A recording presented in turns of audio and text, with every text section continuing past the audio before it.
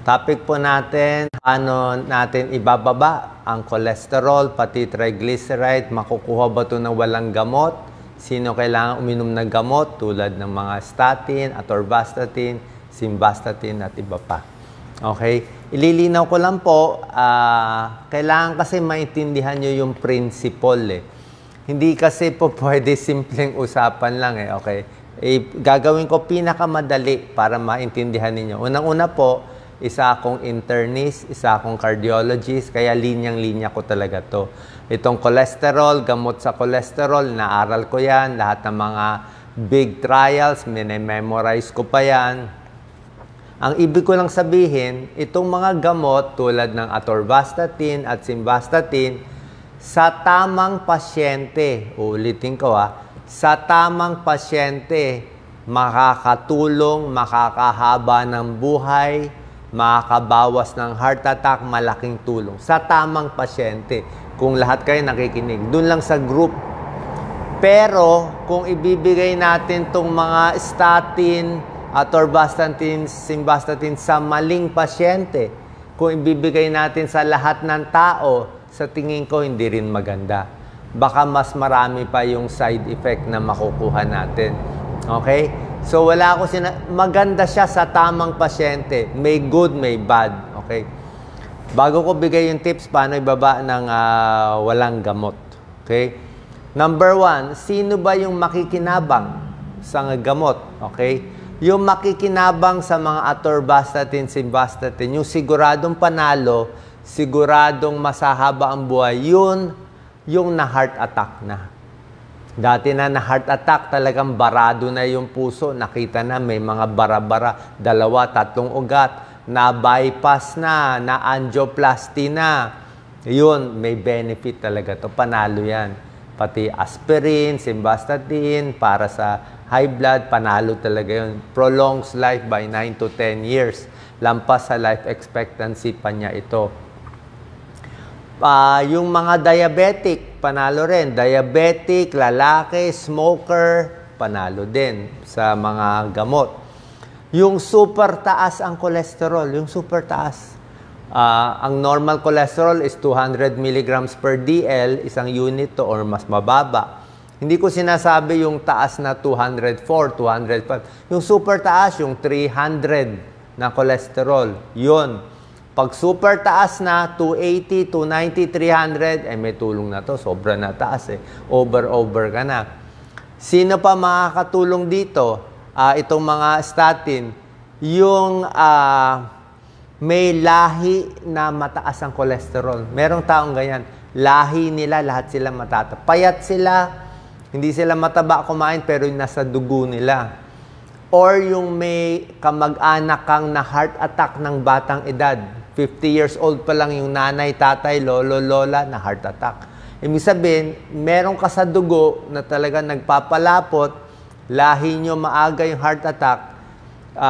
Itong mga grupong to, actually hindi masyado marami itong mga pasyente, sila may tulong talaga. Bukod dito sa lifestyle change, kailangan nyo uminom ng gamot. Yun talaga panalo kayo doon. Pero, ililinaw ko naman, pero sa mga karamihan ng tao, let's say, babae, edad 30 years old. Okay? Tapos yung cholesterol niya, lampas lang konti ng 200. Let's say, 210, 220. Ako nga, kahit mga 230, 235. Basta, babae, walang high blood, walang diabetes, wala naman sakit, puro diet lang ginagawa ko. Ito lang, exercise lang.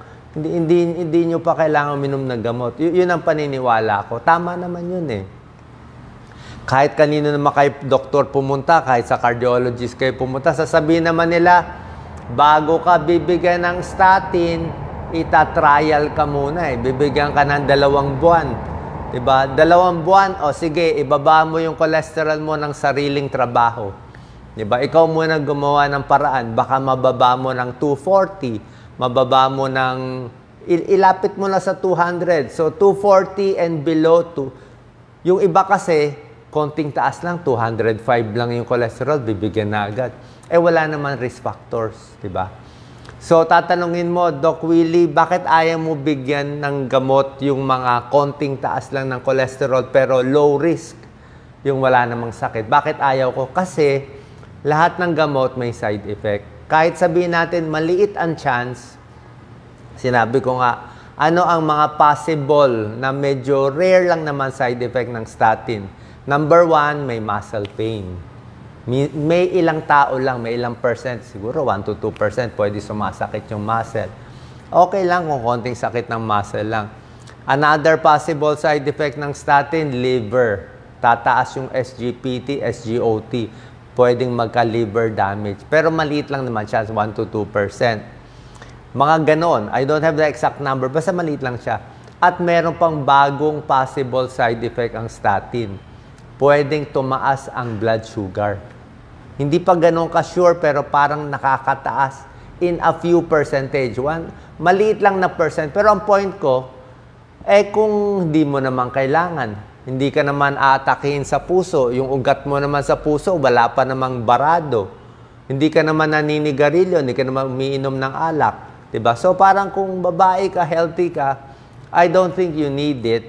I-try muna natin dito sa magandang tips ko. I have 15 natural remedies, mabababa mo yung cholesterol mo. At pag hindi lang nakuha dito, pag hindi tayo pumasa dito, tsaka na tayo minom na gamot.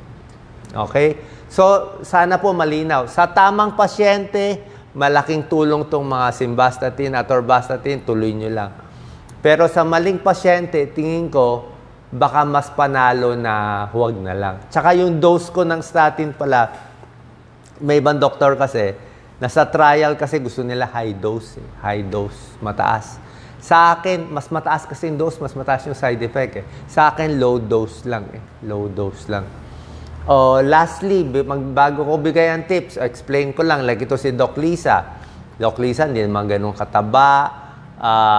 Pero, ang cholesterol ni Doc Lisa, 290. Wala siyang high blood, wala siyang diabetes. Kain niya, minsan may taba din. Pero, okay naman dahil yan. Pero ang cholesterol niya, 290. Diba? Kung ang cholesterol ni Doc Lisa, 240, 230, okay lang siguro. Pero sa kanya, 290 Minsan 300 May lahi sila Baka namanan niya sa magulang niya yung super taas. So, kahit wala siyang risk factor, pag ganun kataas, minsan 280, 290, meron siyang gamot. Meron siyang atorvastatin. So, umiinom si Doc Lisa ng atorvastatin, pero low dose lang. 10 mg siguro 3 times a week, 4 times a week. Ganun lang yun. Atorvastatin, 10 mg. So, binabalance lang kasi sobra naman taas. Ayaw mo rin naman ganun kataas. Pero tulad na sinabi ko, kung di naman ganun kataas yung numbers nyo, kung 240 and below, walang risk factor, sa tingin ko, itong mga tips pwede na. Okay? Sana malinaw. Walang issue dito, maganda gamot o hindi maganda. Sa tamang tao, maganda. Diba? Sa maling tao, hindi maganda. Parang antibiotic, explain ko lang. Antibiotic, life-saving yan. O, may nana ka, may tonsil ka, pwede ka ba hindi mag-antibiotic? May pulmonya ka, kailangan mo antibiotic. Kung hindi, kaya ang daming rheumatic heart disease sa Pilipinas. Hindi uminom na antibiotic sa tonsil. Kawawa yung mga bata natin. Ano magandang gamot? Insulin, injection. Kung hindi na-invento yung insulin, nako, ang dami na namatay ngayon. Diba? Paano mabubuhay yung diabetic na kailangan ng insulin? Yun talaga life-saving. So, merong gamot talagang life-saving sa tamang tao. Kaya nga tinuturo ko sa yung tama. Hindi to laban ng natural or synthetic. Walang ganun. Kasi karamihan ng gamot dito, ano rin naman halaman din naman yung mga iba dito. Okay? 15 tips paano ibababa nang hindi uminom ng gamot. Try natin. Number 1, exercise.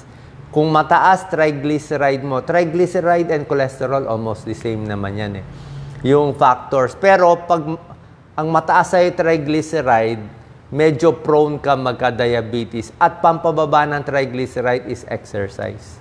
Okay? Cholesterol din bababa. So, low intensity, maglakad lang 30 minutes a day, magpapapawis, wag lang masyadong mainit. Nakakataas ng good cholesterol, nakakababa ng bad cholesterol ang exercise, nakakababa ng blood pressure ang exercise, nakakababa ng blood sugar levels. May 2019 study to, 425 adults. Number 2, Simpleng tulog. Tulog nakakababa ng cholesterol. Paano nangyari? May pag-aaral, may association. Yung laging puyat, mataas ang cholesterol. Bakit? Hindi malinaw, tingin ko pag laging puyat, kain ng kain eh. Laging puyat, di ba? Maraming fast food o sa gabi, di ba? Pag night shift, mas mapapakain ka, may alak pa, di ba?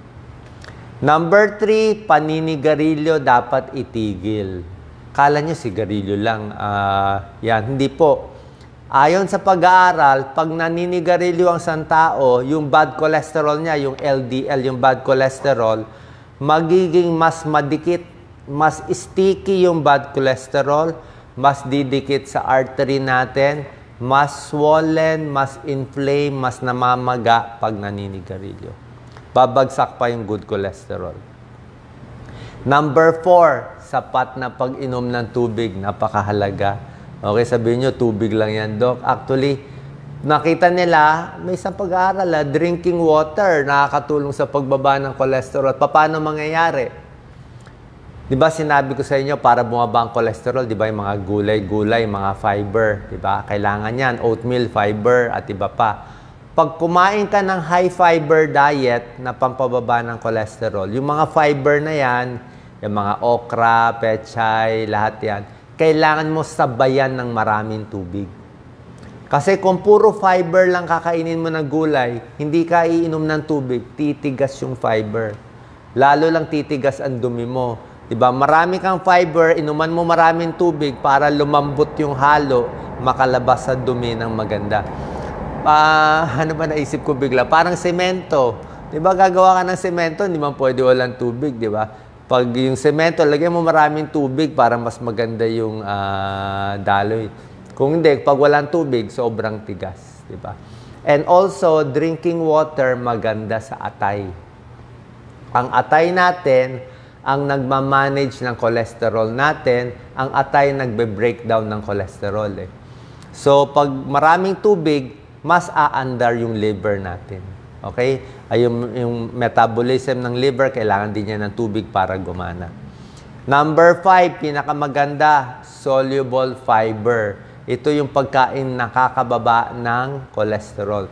Number 1 dito, oatmeal. Diba? 1 oatmeal a day, subukan nyo sa umaga.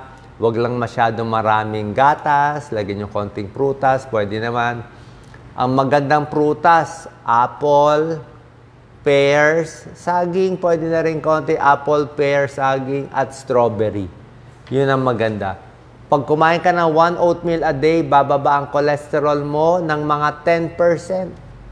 So, pag cholesterol mo 240, ang milligrams per DL, 10%. So, bawas 24, baka 216 ka na lang, o bababa ka.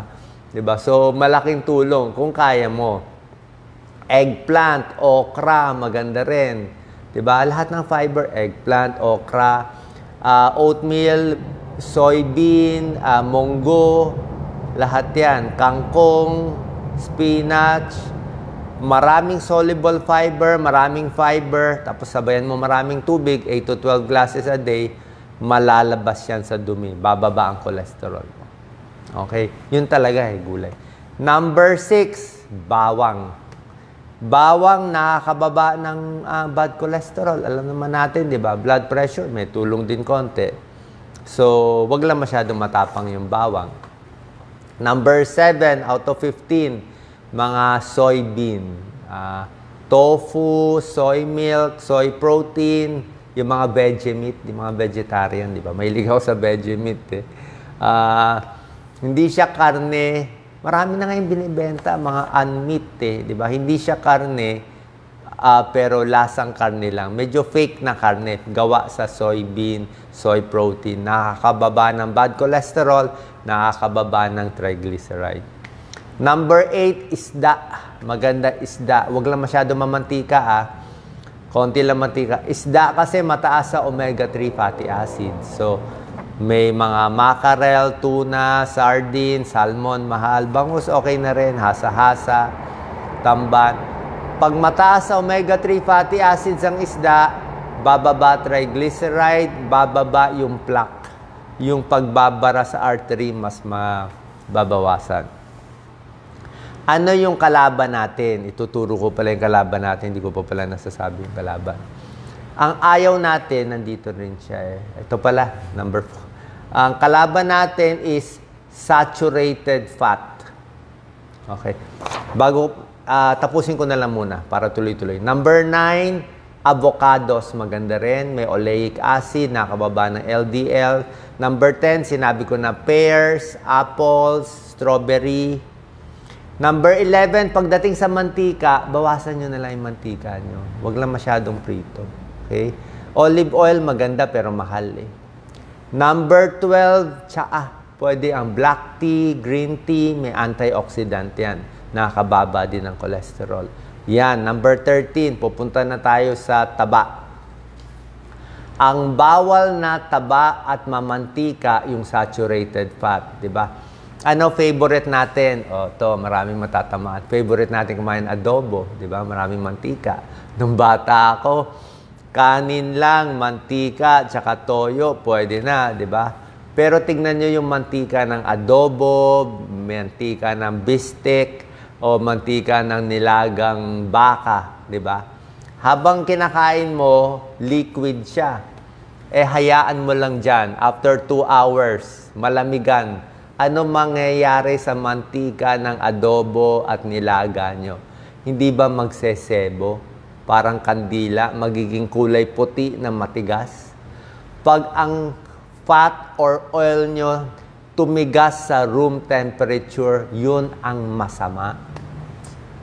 Yun ang masama. Yun ang pinakamasama. Kasi nga, kinain mo, mamaya magsebo sa katawan mo. Actually, hindi naman siya magsesebo dapat. Mainit naman yung katawan natin. Pero siya yung talagang, alam niya naman, di ba? Kaya pwede, pag lumamig na, tanggalin mo yung sebo. So, yung adobo, yung taba ng baboy, baka, chicken, a little less, butter, di ba? Matigas din. Di ba? Yan ang gustong-gusto natin eh. Yang masesebo, yan talaga nakakataas ng cholesterol. Full cream milk, ice cream, pastries, di ba? Croissant, di ba? Konting bawas. Cake, lahat ng icing na gusto natin, napakasarap. Pero konting bawas. Sabi nga, ang dami nga ng fats, kailangan daw ganito lang kalaki. Ganito lang kalaki.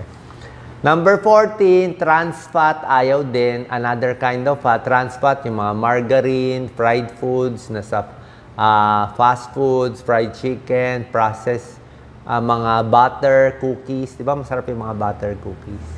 May trans fat. Konting bawas din. Kasama din yan sa cholesterol. Okay? And lastly, sabi ko nga, ingat din sa matatamis, konting relaxation, mas maganda rin para bumaba. Pag gagawin nyo lahat to, usually 2 months yan. Sa tingin ko, bababa yung cholesterol nyo. Okay? Kung bumaba ang cholesterol nyo, either matigil nyo gamot nyo, or baka mabawasan nyo dosis ng gamot nyo, magulat yung doktor nyo. Diba? Sabi nyo, uy, bumaba pala bigla. Lalo na kung nagpapayat ka, bumaba pala ng natural way, o babawasan niya yung gamot mo. Okay? Pero syempre, ang final say, ang magdi-decide talaga, hindi naman ako, dapat yung personal doctor nyo pa rin, kung usually, sa puso ang cholesterol. So, yung internist nyo, yung cardiologist nyo, siya po bahala mag-decide kung anong pinakamaganda sa inyo. Good luck po. God bless po.